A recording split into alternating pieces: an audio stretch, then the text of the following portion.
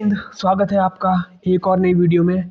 इस वीडियो में हम टेस्ट करने वाले हैं अपने जो HP Patwari exam point of view से साइंस का सेक्शन है। तो हम 25 क्वेश्चंस करने वाले हैं, इसमें 30 के अराउंड क्वेश्चन करने वाले हैं। तो इस वीडियो से आपको पता चलेगा अपने आप को टेस्ट करना कि मैं कितने क्वेश्चन जो हैं वो अटैम्प्ट कर सकता हूँ। इस लेवल के ही क्वेश्चंस आएंगे एग्ज़ाम में। थोड़े मैंने आसान टाइप के क्वेश्चंस डाले हैं, साइंस सेक्शन जो है हमारा। तो चलिए शुरुआत करते हैं और आप साथ के साथ इनको ट्राई करते रहिए कि आपको जो है वो इसमें से कितने क्वेश्चंस आ सकते हैं। तो थ्योरी सेक्शन हमने मैक्सिमम कंप्लीट कर लिया है। अब हम ट्राई कर रहे हैं क्वेश्चन आंसर्स को। तो इससे हमें पता लगेगा कि हमारा जो नॉलेज है वो कितना बड़ा है और हमें कितना काम करने की अभी ज़रूरत है। तो चलिए शुरू करते हैं। विच among the following is a fundamental quantity. सबसे पहला क्वेश्चन है which among the following is a fundamental quantity. तो फंडामेंटल क्वांटिटी देखो, वॉल्यूम है, टाइम है, वेलोसिटी है या फोर्स है। तो इस क्वेश्चन का आंसर तब दे पाएंगे हम जब हमें पता होगा कि ये फंडामेंटल क्वांटिटीज होती क्या हैं। अगर हमें फंडामेंटल क्वांटिटीज का पता नहीं होगा कि क्या होती हैं तो हम आंसर्स नहीं दे पाएंगे। तभी तो मैं बोलता हूँ सबसे पहले क्या है, थ्योरी इंपॉर्टेंट है। थ्योरी से ही आपके एमसीक्यू हल होते हैं। ऐसे आप रट्टा नहीं मार सकते इनको। साइंस एक ऐसा सब्जेक्ट है, उसको रट्टा नहीं लग सकता, इसको आपको समझना जरूरी है। तो फंडामेंटल क्वांटिटीज क्या होती हैं? वो क्वांटिटीज जो कि अदर फिजिकल क्वांटिटीज पर डिपेंड नहीं करती हैं। The physical quantities which do not depend upon other physical quantities are known as fundamental quantities. मतलब फंडामेंटल जो बेसिक क्वांटिटीज हैं जिनके साथ कुछ अदर क्वांटिटी एसोसिएटेड नहीं है। जैसे कि फॉर एग्जांपल आ गया हमारा मास आ गया। मास अकेला है ना, जैसे एम अकेला है, एम के साथ अकेला है ना। मास आ गया, लेंथ आ गया, मास आ गया, लेंथ आ गया, आगे टाइम आ गया। तो टाइम का आया टी। फॉर एग्जाम्पल एम के एस सिस्टम की बात करें, हम यूनिट सिस्टम एम के एस सिस्टम पढ़ लिया था हमने। तो एम के एस सिस्टम में क्या है, मास क्या होता है और के किसके लिए यूज होता है, एस किसके लिए यूज होता है, ये हम सब उसमें डिस्कस कर चुके हैं। ठीक है। तो फंडामेंटल क्वांटिटीज क्या हुई? जो quantities which do not depend upon other physical quantities are known as fundamental quantities. The unit of fundamental quantities are also called fundamental और बेस यूनिट, जिनके यूनिट होते हैं किलोग्राम, मीटर, सेकंड और ampere. तो question में पूछा है which among the following is the fundamental quantity, कि इनमें से कौन सी जो है वो आपकी फंडामेंटल क्वांटिटी है। वॉल्यूम है, टाइम है, वेलोसिटी है या फोर्स है। अब वॉल्यूम क्या होता है, इसको कैसे देखो। वॉल्यूम होता है length into breadth into height. For example किसी का भी ले लो, तो ये क्या होता है, तीन क्वांटिटी से मिलकर बना है ना। तो फंडामेंटल क्वांटिटी क्या बोला मैंने, जैसे एल क्यूब बना इसका। तो ये तीन क्वांटिटी से मिलकर बना ना, अकेला सिंगल नहीं है, अदर क्वांटिटीज पे डिपेंड है वॉल्यूम। ठीक सिमिलरली टाइम क्या है, टाइम अकेला है, टी है। वेलोसिटी क्या हुई, डिस्टेंस अपॉन टाइम। वेलोसिटी भी डिस्टेंस पे भी डिपेंड है, टाइम पे भी डिपेंड है। तो यहाँ दो क्वांटिटीज आ गई, देखो डिस्टेंस आ गया, टाइम आ गया। फोर्स क्या हुई, मास इंटू एक्सेलरेशन, यहाँ भी दो क्वांटिटीज आ गई। तो अकेली क्वांटिटी क्या है जो किसी पे डिपेंड नहीं है, तो अकेली क्वांटिटी है सिर्फ टाइम। तो इसका आंसर हुआ हमारा टाइम, कि फंडामेंटल क्वांटिटी कौन सी नहीं है हमारी, टाइम जो है फंडामेंटल क्वांटिटी नहीं है। तो चलिए नेक्स्ट क्वेश्चन डिस्कस करते हैं। Kilowatt hour is the unit of. तो किलोवाट हावर किसका यूनिट है, एनर्जी का है, पावर का है, फोर्स का है या फिर मोमेंटम का है। तो ये क्वेश्चन भी बहुत इंपॉर्टेंट है। अब इसको कैसे सॉल्व करेंगे हम, अगर हमें जो है वो क्लैरिटी होगी थ्योरी की कि किलोवाट किसका यूनिट है, किलोवाट किसका यूनिट है ये पता होना चाहिए हमें। ठीक है। और हावर किसका यूनिट है ये पता होना चाहिए। तो किलोवाट हावर किसका यूनिट है, वॉट किसका यूनिट है, वॉट है आपका किसका यूनिट, पावर का। क्लियर है। वॉट किसका यूनिट है, देखो कैसे सॉल्व करना। वॉट किसका यूनिट है, पावर का। हावर किसका यूनिट है, हावर है टाइम का। टाइम को किसमें मानते हैं हम, सबसे छोटा यूनिट आया सेकंड, फिर आया मिनट, फिर आया हावर। तो किलोवाट हावर, किलोवाट हुआ देखो पावर का, वाट मतलब पावर का, और किलो मतलब लग गया तो मतलब मल्टीप्लाई 1000 हो गया। लेकिन है यूनिट किसका रहेगा, पावर का। हावर किसका रहा, टाइम का।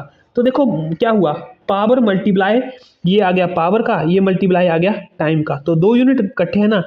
तो पावर मल्टीप्लाई बाई टाइम क्या होता है हमारा, पावर मल्टीप्लाई बाय टाइम होता है एनर्जी। पावर मल्टीप्लाई बाय ये कैसे हमने किस में डिस्कस किया था, एनर्जी में डिस्कस किया था कि एनर्जी क्या होती है। जब हमें थ्योरी का ही पता नहीं होगा तो हम एनर्जी का क्या पता होगा कि एनर्जी के यूनिट कैसे निकालते हैं। देखो एनर्जी होती है आपकी पावर इनटू टाइम, या फिर पावर निकाल लो तो एनर्जी अपॉन टाइम आ गया कि कितने टाइम में आपने कितनी एनर्जी कंज्यूम की, तो वो आपका पावर आ गया। तो पावर इनटू टाइम किसका यूनिट आ गया, ये पावर के यूनिट आए वॉट। फोर्स क्या होती है, मास इनटू एक्सेलरेशन। तो फोर्स के वैसे ऐसा यूनिट क्या है, न्यूटन है। वैसे ही मोमेंटम क्या होता है, मोमेंटम का हमें पता होना चाहिए, मास इनटू वेलोसिटी होती है। तो इसके यूनिट क्या होते हैं वो हमें पता होना चाहिए, हमने थ्योरी सेक्शन में ऑलरेडी डिस्कस करके रखा है।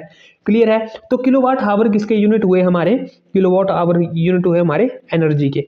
तो energy is the right answer. ठीक है, आगे बात करते हैं हम। Question number 3, noise is measured in. Noise को किसमें मापा जाता है, नॉइस को किसमें मापा जाता है।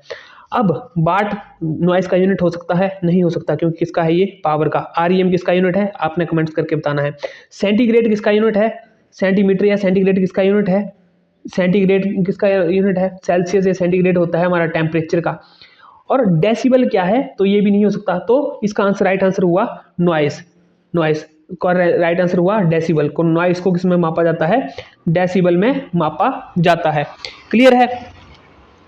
आगे बात करते हैं हम स्पीड की। देखो what is the unit of speed. तो स्पीड का यूनिट क्या है, तो स्पीड का जो है हमें पहले जो है वो फॉर्मूला पता होना चाहिए कि हमारा स्पीड का जो है वो फॉर्मूला क्या होता है। तो स्पीड को कैसे लिखते हैं हम, स्पीड क्या होता है, डिस्टेंस अपॉन टाइम, कि इतने टाइम में इतना डिस्टेंस कवर किया तो उसको बोलते हैं हम स्पीड। तो स्पीड का यूनिट क्या आया, ये बहुत इंपॉर्टेंट है, यहाँ से क्वेश्चंस बन जाते हैं। स्पीड का देखो, डिस्टेंस का यूनिट क्या होता है, एसआई सिस्टम है मीटर, और टाइम का क्या होता है सेकंड। तो क्या आया इसका यूनिट, मीटर बटा सेकंड। तो बटा सेकंड को कैसे लिखते हैं, मीटर, यहाँ इसकी पावर 1 होगी तो ऊपर जाके क्या हो जाएगी, -1 हो जाएगी। तो मीटर पर सेकंड, तो मीटर पर सेकंड कौन सा ऑप्शन है, थर्ड ऑप्शन है। तो इसका राइट आंसर हुआ मीटर पर सेकंड। स्पीड का यूनिट हुआ मीटर पर सेकंड। आगे बात करते हैं। देखो metric system of decimal system is also known as. तो metric system of decimal system क्या बोला जाता है, एमकेएस बोला जाता है, सीजीएस बोला जाता है, एफपीएस बोला जाता है, या बोथ ए एंड बी बोला जाता है। तो इसका राइट आंसर क्या होगा, इंपॉर्टेंट है ये। हमने कहाँ डिस्कस किया था, एमकेएस सिस्टम क्या होता है, सिस्टम ऑफ यूनिट में हमने डिस्कस किया था सिस्टम ऑफ यूनिट क्या क्या होते हैं हमारे। ठीक है, उसमें एमकेएस सिस्टम, सीजीएस किया था हमने, एफपीएस किया था। तो एमकेएस में क्या होता है, एम का मतलब है मीटर, के का मतलब है किलोग्राम, और एस का मतलब है सेकंड। तो पहला यूनिट होता है हमारा लेंथ का, दूसरा होता है मास का, तीसरा होता है टाइम का। सिमिलरली सीजीएस में क्या होता है, लेंथ का यूनिट है, सी से मतलब सेंटीमीटर, ये भी किसका लेंथ आया, जी से ग्राम, ग्राम मतलब किसका यूनिट, ग्राम आया मास का यूनिट, और एस मतलब सेकंड, तो वो किसका आया, टी का। अगर एफपीएस की बात करें तो फुट, पाउंड एंड सेकंड। तो मीट्रिक सिस्टम में क्या बात करें, metric system of decimal system is also known as. तो metric system of decimal system को क्या बोलते हैं हम, उसको हम एमकेएस भी बोल देते हैं और सीजीएस भी बोल देते हैं। क्या देते हैं उसको, एमकेएस भी बोल देते हैं और सीजीएस भी। तो इसका आंसर होगा option D, both A and B. अब बात करते हैं the SI unit of electrical charge is. तो इलेक्ट्रिकल चार्ज के क्या यूनिट होते हैं, इलेक्ट्रिकल चार्ज के क्या यूनिट होते हैं, क्वेश्चन नंबर 6। तो देखो एम्पियर किसका यूनिट होता है, करंट का। कूलम किसका यूनिट होता है, इसका राइट आंसर होगा, सिक्स्थ का राइट आंसर होगा आपका ऑप्शन बी, कूलम होता है इलेक्ट्रिकल चार्ज क्यू का यूनिट। ओहम किसका यूनिट है, रेजिस्टेंस का। और केल्विन किसका यूनिट है, टेम्परेचर का। तो ऐसे जो है आपको पता होना चाहिए। कैसे क्लियर होगा, जब आपको थ्योरी का सेक्शन क्लियर होगा। अगर आप डायरेक्ट एमसीक्यू पे जाओगे तो कितनों की यूनिट रटते फिरोगे। मैक्सिमम टाइम यही देखते हैं हम ना, कि हम क्या करते हैं, एमसीक्यूज पे जोर डालते हैं। लेकिन एमसीक्यू कैसे क्लियर होंगे हमारे, एमसीक्यू होंगे हमारे जो है थ्योरी सेक्शन से। चलो नेक्स्ट क्वेश्चन पे चलते हैं। But is the SI unit of electrical current. अब एसआई का ही पता नहीं होगा हमें कि एसआई यूनिट होते क्या हैं, तो हम क्या कर पाएंगे, कुछ नहीं कर पाएंगे। तो एसआई सिस्टम क्या होता है, इंटरनेशनल सिस्टम ऑफ यूनिट होता है। It is based on the following 7 basic quantities. कौन कौन सी बेसिक क्वांटिटीज आई, तो आई हमारी length, time, thermodynamic temperature, amount of substance, और मास आ गया, इलेक्ट्रिकल करंट आ गया, लुमिनस इंटेंसिटी आ गया। ये हम सब हमने किसमें डिस्कस किया है, थ्योरी सेक्शन में ऑलरेडी डिस्कस किया है। ठीक है, तो ऐसा यूनिट ऑफ इलेक्ट्रिकल करंट के क्या यूनिट होंगे, इलेक्ट्रिकल करंट के क्या यूनिट होंगे। तो देखो न्यूटन किसका यूनिट है, न्यूटन हमें पता है, अगर हमें फोर्स हमने यूनिट सिस्टम पढ़ा है तो न्यूटन किसका है, इसका फोर्स का। जूल किसका यूनिट है, जूल है वर्क का। ठीक है, एम्पियर किसका है, करंट का। और वॉट किसका है, पीछे हमने डिस्कस किया, पावर का यूनिट है। तो क्लियर है, तो यहां से क्या आंसर निकल के आया क्वेश्चन नंबर 7 का कि ऐसा यूनिट क्या है इलेक्ट्रिकल करंट का, तो इसका आंसर है ऑप्शन सी, एम्पियर। ठीक है, radian is S I unit of, radian और स्टीरेडियन हमने यूनिट में सेक्शन में जो है वो डिस्कस कर लिया था। तो रेडियन किसका यूनिट है, रेडियन और is S I unit of, किसका है रेडियन हमारा। अब सॉलिड एंगल का क्या है यूनिट है, अगर हमने जो है एस आई सिस्टम में पढ़ा होगा तो सॉलिड एंगल का यूनिट है हमारा स्टीरेडियन। क्या है, रेडियन किसका है, प्लेन एंगल का।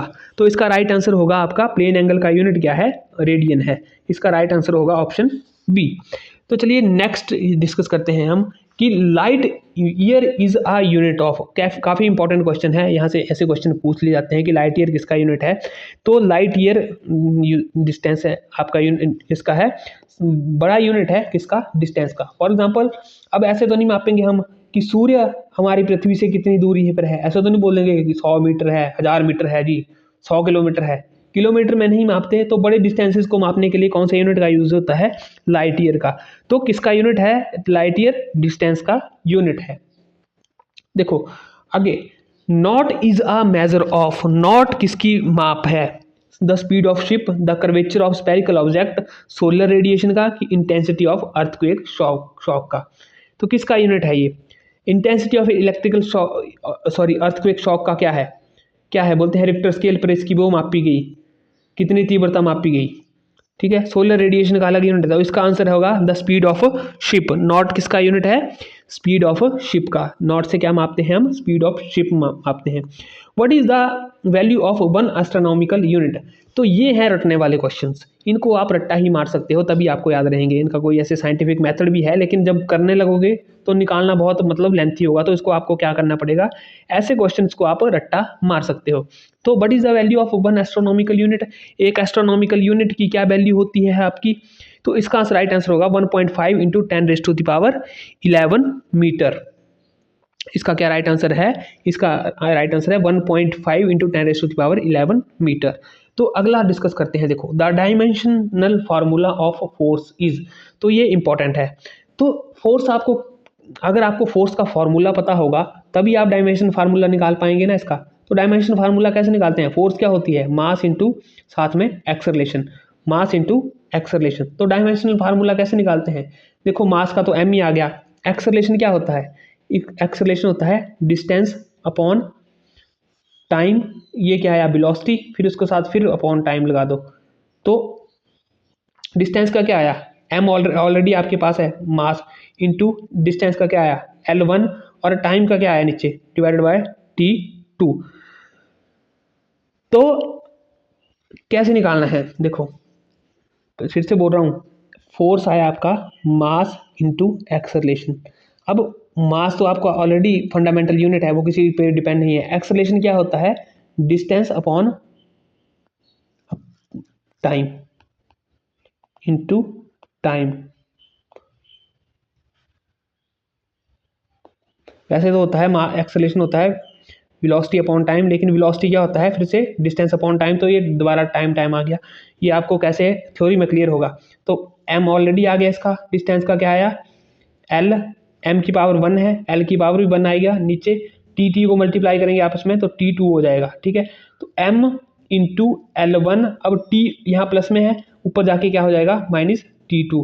तो देखो m की घात 1, l की घात 1 और t की घात -2, कौन सा ऑप्शन है, सेकंड ऑप्शन है। तो इसका आंसर होगा MLT-2।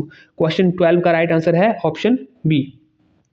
क्लियर है, which one of the following has the dimension of pressure. तो प्रेशर का डायमेंशन कौन सा है, अगर आपको अब प्रेशर निकालना है तो प्रेशर कैसे निकालेंगे हम, प्रेशर का जो है हमें फॉर्मूला पता होना चाहिए। तभी तो है उसका हम डायमेंशन फार्मूला निकालेंगे। तो प्रेशर का फार्मूला क्या होता है पहले ये बताओ। ये आपके लिए मैंने क्वेश्चन रख लिया, क्वेश्चन नंबर 13, कि आपको इसका निकाल के बताना है कि क्या होता है। प्रेशर का फार्मूला आपको पता होना चाहिए पहले। वो कैसे होगा आपको फार्मूला पता, जब आपने थ्योरी पढ़ी होगी। क्लियर है? तो प्रेशर का आपको फॉर्मूला भी बता देता हूं मैं, उस हिसाब से आपने निकालना है। प्रेशर होता है force per unit area. Clear है? तो फोर्स पर यूनिट एरिया के हिसाब से अब आपने निकालना है इसका डायमेंशनलेस फार्मूला, और इसका राइट आंसर जो है वो हमें कमेंट्स में बताना है। तो आगे करते हैं, विच of the following is not a vector quantity. तो पूछा है कि कौन सी जो क्वांटिटी है वो वेक्टर क्वांटिटी नहीं है। तो कैसे कर पाओगे आप इसको, अगर आपको वेक्टर क्वांटिटीज का पता होगा। तो वेक्टर क्वांटिटीज क्या है कि जिनका क्या होता है, मैग्नीट्यूड भी होता है, क्या होता है, मैग्नीट्यूड भी होता है और डायरेक्शन भी होती है। क्या होता है, मैग्नीट्यूड भी होती है और डायरेक्शन भी होती है। तो दिन में दोनों होगा, मैग्नीट्यूड भी होगा और डायरेक्शन भी होगी, तो उसको क्या बोलेंगे हम, वेक्टर क्वांटिटी। लेकिन जिसमें सिर्फ क्या है हमारा, मैग्नीट्यूड ही होगा, कोई डायरेक्शन नहीं होगी, उसको बोलेंगे हम स्केलर क्वांटिटी, उसको बोलेंगे स्केलर क्वांटिटी। अब स्केलर क्वांटिटी के एग्जांपल हैं हमारे, फॉर एग्जांपल स्पीड है, वर्क है, वॉल्यूम है, पावर है, इलेक्ट्रिकल करंट है। क्यों है ये स्केलर क्वांटिटीज? क्योंकि इनका पता नहीं है कि कौन सी दिशा में जा रहे हैं। स्पीड का पता होता है कि कौन सी दिशा में आप जा रहे हो, अनलेस कि आपको डिफाइन नहीं किया हो। वर्क का पता है कौन सी दिशा में काम हो रहा है, नहीं। वॉल्यूम नहीं पता है। अब वेलोसिटी का पता, देखो वेलोसिटी क्या हुई हमारी, जैसे फॉर एग्जांपल वेलोसिटी हुई हमारी वेक्टर क्वांटिटी। कैसे हुई अब बताता हूँ, एक जनरल से एग्जांपल की बात करता हूँ। आपको घर पे मम्मी ने बोला कि जाओ वहाँ दुकान से 10 केजी आटा लेके आओ। तो 10 केजी क्या हुआ, 10 केजी हुआ हमारा स्केलर क्वांटिटी। लेकिन आपको मम्मी ने बोल दिया जाओ उत्तर दिशा में जो अंकल की दुकान है वहाँ से 10 केजी आटा लेके आओ। तो यहाँ मैग्नीट्यूड के साथ क्या लग गया हमारा, दिशा भी लगी। ठीक है, दिशा भी लगी, उत्तर दिशा लगी। तो उत्तर दिशा लगी मतलब किस दिशा में बह रहा है, जा रहा है वो, तो वो क्या आ गई, वेक्टर क्वांटिटी आ गई। क्लियर है? अब देखो यहाँ पे कुछ पूछा है, which of the following is not a vector quantity, कि कौन सी जो है वो वेक्टर क्वांटिटी नहीं है, मतलब क्या है वो, स्केलर क्वांटिटी है। अब वेलोसिटी है तो किसी दिशा में ही लगेगी, किसी दिशा में भी जाएगी और उसका साथ में मैग्नीट्यूड भी होगा। देखो वेलोसिटी क्या होता है, distance upon time, specific distance में इतने टाइम में जा रहा है, इस दिशा में जा रहा है। तो वेलोसिटी हमेशा जो है वो किसके साथ आती है, दिशा के साथ आती है। फोर्स भी 10 kilo Newton in kilo Newton लगी, कौन सी डायरेक्शन में लगी। ठीक है, एक्सेलरेशन भी सिमिलरली। इलेक्ट्रिकल करंट है, देखो एक चीज, इलेक्ट्रिकल करंट जिसका क्या है, सिर्फ मैग्नीट्यूड ही है, अगर उसकी उसकी दिशा नहीं डिफाइन कर सकते कि कौन सी दिशा में जा रहा है, तो ये कौन सी हुई, ये स्केलर क्वांटिटी हुई। तो इसका राइट आंसर हुआ हमारा इलेक्ट्रिकल करंट जो है वो वेक्टर क्वांटिटी नहीं है, बाकी सारी वेक्टर क्वांटिटीज हैं ये वाली। तो ये याद रखना पड़ेगा आपको, ये क्लियर करना पड़ेगा कि जिसका जो है स्केलर क्वांटिटी वो होती है जिसका मैग्नीट्यूड ही होता है, डायरेक्शन नहीं होती। और वेक्टर क्वांटिटीज क्या होती हैं, जिनका दोनों मैग्नीट्यूड भी होता है और डायरेक्शन भी होती है। तो चलिए 15वें क्वेश्चन को अब हम डिस्कस कर लेते हैं। विच of the following is not matched, कि कौन सा जो है वो मैच नहीं करता है। तो डेसिबल क्या है, यूनिट ऑफ साउंड है। Horse power unit of power है। माइल है यूनिट ऑफ डिस्टेंस है। या फिर सेल्सियस यूनिट ऑफ हीट है। तो कौन सा ऑप्शन जो है वो इसमें से मैच नहीं कर रहा है। तो देखो कौन सा नहीं कर रहा है। डेसिबल जो है क्या है, साउंड का ही यूनिट है, हमने पहले ही डिस्कस किया। हॉर्स पावर किसका है, पावर का यूनिट है, इसमें पावर लगा हुआ है ऑलरेडी। माइल क्या है, माइल आ गया आपका, या मीटर आ गया। माइल आपने सुना है, जैसे हमारे हिमाचल में है 53 मील या 32 मील। तो ये कौन यूज़ करता था, अंग्रेज करते थे यूज़। हमारे यहाँ जगह का नाम ही पड़ गया है ना, से 53 माइल्स, 32 माइल। तो माइल क्या है, डिस्टेंस का ही यूनिट है। अब सेल्सियस जो है वो, सेल्सियस किसका यूनिट है, टेम्परेचर का यूनिट है, ना कि हीट का। हीट का क्या है, क्या यूनिट है, आपको कमेंट करना है। ये हीट का क्या यूनिट होता है आपको कमेंट में बताना है, हीट का क्या यूनिट होता है। सेल्सियस किसका यूनिट आया आपका, सेल्सियस आया आपका टेम्परेचर का यूनिट। तो इसमें से कौन सा सुमेलित नहीं है, ये वाला नहीं है, तो इसका राइट आंसर होगा हमारा option D.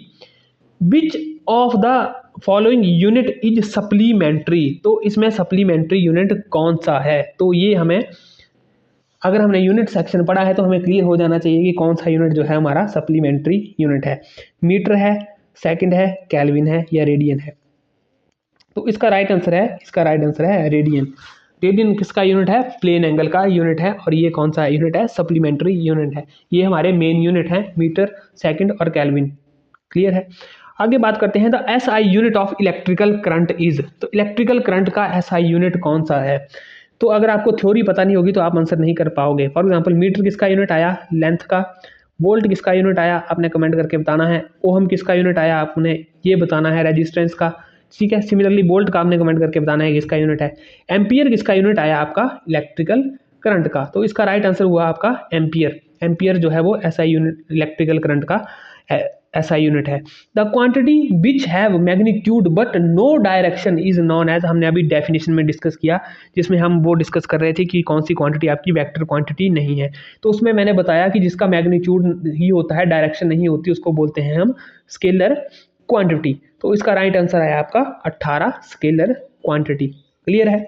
The formula of density is, तो डेंसिटी आपको पता होगा, तो डेंसिटी का फॉर्मूला पता होगा। पता कैसे होगा? जब आपने थ्योरी पढ़ी होगी।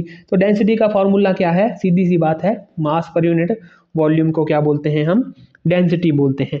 तो मास पर यूनिट वॉल्यूम कहाँ है? तो देखो सेकंड ऑप्शन है, तो उसको बोलते हैं हम मास पर यूनिट वॉल्यूम को बोलेंगे डेंसिटी। तो 19 का राइट आंसर होगा आपका ऑप्शन बी। तो चलिए आगे शुरू करते हैं। विच of the following is a vector quantity, तो इनमें से कौन सी आपकी वेक्टर क्वांटिटी है? कौन सी वेक्टर क्वांटिटी है इसमें से? तो देखो वेक्टर क्वांटिटी क्या बोला मैंने? मैग्नीट्यूड भी होगा और साथ में मैग्नीट्यूड भी होगा और साथ में मैग्नीट्यूड भी है और साथ में डायरेक्शन भी है। तो कौन सी यूनिट है ऐसी जिसका दोनों मैग्नीट्यूड भी है और डायरेक्शन भी है? देखो स्पीड मैंने पहले बताया आपको, स्केलर क्वांटिटी है, किस दिशा में है कोई पता नहीं। वर्क क्या है? ये भी स्केलर क्वांटिटी है। ठीक है। वॉल्यूम क्या है? वॉल्यूम भी स्केलर क्वांटिटी है। लेकिन डिस्प्लेसमेंट क्या है? आपकी वेक्टर क्वांटिटी है। डिस्प्लेसमेंट क्या है? वेक्टर क्वांटिटी है। कैसे है ये बताता हूं मैं आपको। अब डिस्टेंस और डिस्प्लेसमेंट में क्या फर्क है? बोल देते हैं ना हम कि डिस्टेंस और डिस्प्लेसमेंट दोनों हैं तो लेंथ के ही यूनिट हैं। डिस्टेंस और डिस्प्लेसमेंट में क्या फर्क है? तो ये बात क्लियर करना बहुत जरूरी है। मैं आपको इसमें क्वेश्चन में क्लियर कर देता हूं कि डिस्टेंस और डिस्प्लेसमेंट में क्या फर्क है। अब फॉर एग्जांपल यहाँ से मैं यहाँ में खड़ा हूँ, यहाँ से मैं 10 मीटर आगे गया, यहाँ से मैं 10 मीटर आगे गया, यहाँ पे जाके मैं खड़ा हो गया। क्लियर है। यहाँ पे जाके खड़ा हो गया, यहाँ से मैंने वापस मोड़ डाला और फिर यहाँ पे आ गया। ठीक है। कंडीशन समझ में आई? यहाँ से मैं गया, यहाँ पे गया, यहाँ से फिर मैं मोड़ा डाल के इसी पॉइंट पे वापस आ गया। तो देखो 10 मीटर चला और 10 मीटर ही वापस आया, तो मैंने कितना डिस्टेंस कवर कर लिया? 20 मीटर। लेकिन मेरी डिस्प्लेसमेंट क्या हुई? डिस्प्लेसमेंट हुई मेरी 0। कैसे 0 हुई? क्योंकि यहाँ से मैं 10 मीटर पहले गया, ठीक है, प्लस 10 मीटर गया आगे को, माइनस 10 मीटर पीछे आ गया, तो फिर कितने पे पहुंचा? 0 पे पहुंचा। तो डिस्प्लेसमेंट क्या हुई? 0 हुई। क्या हुआ? समझ में आई बात? लेकिन डिस्टेंस कितना कवर कर लिया मैंने? 10 यहाँ गया, 10 यहाँ गया, तो 10 प्लस 10 डिस्टेंस, तो 10 प्लस 10 20 मीटर चला मैं 10 मीटर आगे चला, 10 मीटर पीछे चला, तो डिस्टेंस तो मैंने 20 मीटर कर लिया, लेकिन डिस्प्लेसमेंट क्या हुई मेरी? 0 होगी। मैं जहाँ था वहीं पहुँच गया। अगर मैं यहाँ से यहाँ जाता 10 पे रहता तो मेरी डिस्टेंस भी 10 होना था और डिस्प्लेसमेंट भी 10 मीटर होनी थी। लेकिन समझ में आई बात? ये तो ये फर्क है डिस्टेंस और डिस्प्लेसमेंट में। ये कहाँ डिस्कस किया है हमने? ये डिस्कस किया है हमने थ्योरी सेक्शन में। क्लियर है। तो ये क्या है? डिस्प्लेसमेंट क्या है? वेक्टर क्वांटिटी है। कैसे? दिशा होती है इसमें। अब देखो यहाँ पे मैं इस साइड गया, दिशा को किसी दिशा में गया, मैं कौन सी दिशा में गया? फॉर एग्जांपल ईस्ट दिशा में गया, तो इसके साथ क्या है? दिशा एसोसिएटेड होती है डिस्टेंस के साथ नहीं होती है। डिस्प्लेसमेंट क्या है? तो वेक्टर क्वांटिटी है। Which of the following is not a scalar quantity? Not a scalar quantity मतलब वो क्या होगी? वेक्टर क्वांटिटी होगी। वेक्टर क्वांटिटी मतलब उसका मैग्नीट्यूड भी होगा और साथ में डायरेक्शन भी होगी। 10 जो लिख रहा हूँ मैं मैग्नीट्यूड को लिख रहा हूँ, तो उसकी मैग्नीट्यूड भी होगा और साथ में डायरेक्शन भी होगी। तो वेक्टर क्वांटिटी ढूंढनी है हमें यहाँ पे कि वेक्टर क्वांटिटी कौन सी है। तो देखो ये है वेक्टर क्वांटिटी। फोर्स क्या है? वेक्टर क्वांटिटी है। कैसे वेक्टर क्वांटिटी है? नॉट अ स्केलर क्वांटिटी, मतलब स्केलर क्वांटिटी नहीं है, वो क्या है? वेक्टर क्वांटिटी है। तो वेक्टर क्वांटिटी यहाँ पे क्या है? हमारी फोर्स है। क्यों है फोर्स वेक्टर क्वांटिटी? क्योंकि ये हमें पता होगा कि कौन सी दिशा में लग रही है। फोर्स जो है हमारी जैसे फोर्स के साथ हमेशा ऐसे लिखा जाता है ना 10 किलो न्यूटन, ऐसे उस पर वेक्टर लगा होता है, ऊपर दिशा लगी होती है कि इस डायरेक्शन में लग रही है। तो फोर्स क्या है हमारी, मास इंटू एक्सेलरेशन है, और एक्सेलरेशन क्या है हमारी, एक्सेलरेशन ऑलरेडी वेक्टर क्वांटिटी है। तो एक्सेलरेशन वेक्टर क्वांटिटी के साथ ये मास लग गया, तो वो क्या होगी हमारी, ऑलरेडी क्या रही है हमारी, एक्सेलरेशन के साथ वो वेक्टर क्वांटिटी ही रही। तो क्या है, scale not scalar quantity, vector quantity कौन सी है, फोर्स है इसमें से, बाकी क्या है स्केलर क्वांटिटीज है सारी। ये याद रखना है, speed, work, volume, power, electrical current, ये स्केलर क्वांटिटीज हैं, मोटा मोटा याद रखना है। Speed, work, volume, power, electrical current, ये क्या है स्केलर क्वांटिटीज हैं। और vector quantities velocity, momentum, torque, acceleration और डिस्प्लेसमेंट वेक्टर क्वांटिटीज हैं। अब इसमें मुझे भी कंफ्यूजन रहता है बड़ी बार, लेकिन ये थोड़ा सा आपको याद भी रखना पड़ेगा और मैग्नीट्यूड और डायरेक्शन के साथ आपको लिंक करके भी देखना पड़ेगा। विच of the following instrument major blood pressure, तो ब्लड प्रेशर मेजर करने के लिए आपका कौन सा इंस्ट्रूमेंट यूज होता है। अब यहाँ पे 4 इंस्ट्रूमेंट दिए हुए हैं, तो चारों का पता होना चाहिए हम, तब हम पता कर पाएंगे कि ब्लड प्रेशर को कौन मेजर करता है। तो देखो स्फेरोमीटर, स्फेरोमीटर क्या करता है, ये हमारा गोलाकार सतह का रेडियस बताता है। क्या बताता है, गोलाकार सतह का रेडियस बताता है, तो हमें पता ही नहीं होगा। अब एनेमोमीटर, एनेमोमीटर क्या करता है, ये हमारा विंड की स्पीड को बताता है, विंड में लगा होता है ये ऑलरेडी, स्पीड ऑफ विंड को बताता है एनेमोमीटर, स्पीड ऑफ विंड को। स्पिगे मैनोमीटर, ये क्या बताता है हमारा, बीपी को बताता है। स्पिगे मैनोमीटर ये बताता है हमारा ब्लड प्रेशर को, कि हमारे बॉडी का कितना ब्लड प्रेशर है। और साथ में ये एमीटर आया, तो ये क्या बताता है, स्ट्रेंथ ऑफ इलेक्ट्रिकल करंट को, कि इलेक्ट्रिकल करंट की कितनी स्ट्रेंथ है। तो इस क्वेश्चन में से आपके कितने क्वेश्चन बन गए, 4 क्वेश्चन। स्फेरोमीटर जो हमारी गोलकार सतह है उसकी रेडियस को बताता है, एनेमोमीटर क्या बताता है, स्पीड ऑफ विंड बताता है, स्पिगे मैनोमीटर ये बताता है आपका ब्लड प्रेशर को, और अमीटर बताता है इलेक्ट्रिकल करंट की स्ट्रेंथ को। तो 4 क्वेश्चंस बन गए आपके, इसमें से कुछ भी आप पूछा जा सकता है। Which of the following device is best to suited for measuring the temperature inside metallurgical furnaces. अब देखो थर्मिस्टर क्या करता है, ये भी टेम्परेचर को मापता है, थर्मोमीटर क्या करता है, ये भी टेम्परेचर को मापता है, थर्मोकपल भी टेम्परेचर को मापता है, पायरोमीटर भी क्या मापता है, टेम्परेचर को ही मापने का इंस्ट्रूमेंट है। तो इसमें क्या पूछा है, बेस्ट सूटेड, तो बेस्ट सूटेड है इसका पायरोमीटर। पायरोमीटर क्यों है बेस्ट मीटर, क्योंकि एज कंपेरिजन टू थर्मोमीटर ये हमारे हाई टेम्परेचर पर रेजिस्ट नहीं कर सकते हैं, और फर्नेस में काफ़ी हाई टेम्परेचर होता है, जो मेटलर्जिकल फर्नेसेस होती हैं जहाँ पे लोहा पिघलाया जाता है, वहाँ देखो कितना ज़्यादा टेम्परेचर होगा, तो वहाँ क्या होता है यूज़, हमारा पायरोमीटर जो है वो यूज़ होता है। The device which is use to measure humidity, तो वो हमारी जो इन्वायरमेंट में एयर में ह्यूमिडिटी होती है उसको मापने का कौन सा इंस्ट्रूमेंट है। तो देखो हाइड्रोमीटर आया, हाइड्रोमीटर नाम से ही पता लग रहा है ये क्या करता है, हमारी रिलेटिव डेंसिटी को मापता है, लिक्विड की जो रिलेटिव डेंसिटी है जो किसी के साथ रिलेशन में है, डेंसिटी हुई मास पर यूनिट वॉल्यूम, और रिलेटिव मतलब किसी के साथ एसोसिएटेड है। आगे बात आया हमारा जैसे साइकोमीटर, ये क्या करता है, ये टेम्परेचर मापता है, कैसे, वेट एंड ड्राई बल्ब के थ्रू। कैसे मापता है, एनेमोमीटर, ये हमने ऊपर डिस्कस किया कि एनेमोमीटर क्या मापता है, हमारा स्पीड ऑफ विंड मापता है। तो क्या बचा एक हमारा हाइग्रोमीटर बचा, क्या बचा, हाइग्रोमीटर। तो हाइग्रोमीटर क्या मापता है, ये सेकंड ऑप्शन है इसका राइट आंसर, हाइग्रोमीटर क्या मापेगा, ह्यूमिडिटी को मापेगा। Which of the following device is use to measure the depth of ocean, तो डेप्थ ऑफ ओशियन को मापने के लिए कौन सा डिवाइस जो है वो यूज होता है। तो इसका आंसर है फैथोमीटर, इसका आंसर है फैथोमीटर, जो है वो हमारा ओशियन की डेप्थ को जो है वो मापने के काम आता है। क्लियर है ये फैथोमीटर। हाइड्रोमीटर हमने डिस्कस कर लिया, स्पेक्ट्रोमीटर और एनेमोमीटर हम ऑलरेडी डिस्कस कर चुके हैं। अब गैल्वेनोमीटर जो है वो is use to measure, galvanometer किसको मापने के लिए काम आता है, रेन डेंसिटी को, डिस्टेंस को, इलेक्ट्रिसिटी को, या फिर टेम्परेचर को। तो गैल्वेनोमीटर हम सभी ने एक्सपेरिमेंट किए होते हैं, बहुत ही आसान सा क्वेश्चन है, 12th में काफ़ी हमने एक्सपेरिमेंट किए होते हैं इसके, तो और 7th 8th में भी पढ़ा होता है। तो ये इलेक्ट्रिसिटी को मापने के काम आता है। अब टैकेमीटर या tachometer is instrument for measuring, ये टेकोमीटर या टैकोमीटर जो है वो किसको मापने के काम आता है, आरपीएम को मापने के काम आता है, टॉर्क को मापने के काम आता है, रोटेशनल काइनेटिक को आता है, या फिर डिस्टेंस को आता है। तो इसका राइट आंसर क्या है कि टैकोमीटर जो है वो डिस्टेंस को मापने के काम में आता है। क्लियर है। टॉर्क को मापने के लिए क्या काम आता है, रोटेशनल काइनेटिक एनर्जी को क्या मापने के लिए काम आता है, आरपीएम को क्या मापने के लिए काम आता है, ये भी आपके डिफरेंट कंसेप्ट है। लेकिन आपको इसका क्या टैकोमीटर का पूछा है यहाँ पे, तो ये आना चाहिए आपको कि किसको मापने के लिए काम आता है, डिस्टेंस को मापने के काम आता है।